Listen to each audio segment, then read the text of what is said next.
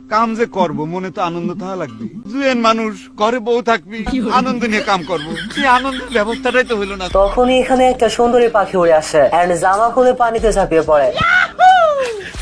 কোনো মাইয়া আমার চয়েস করে না। এখন সুন্দরীকে পটানোর জন্য কাঠের পাখি পর্যন্ত ডানা মেলে আকাশে ওড়া শুরু করে। তুমি রিয়েলিটি মানে নাও।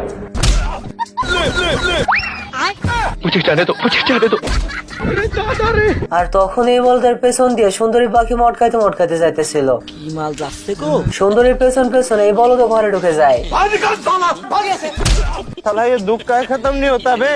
এই বলদের জানলা দিয়ে খেয়াল করে দেখে সুন্দরীকে খাঁচার মধ্যে আটকে রাখছে। আমার রূপের যে আগুন, সেই আগুনে পাগল হবে আমার জামাই।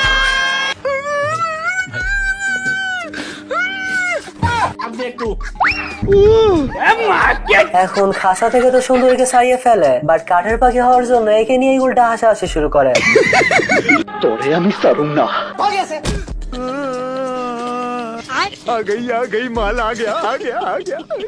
বাট গাইস সুন্দরী পাখি আবার একে অ্যাকসেপ্ট করে নেয়। তোমাকে ভালোবাসি, আই লাভ ইউ টু।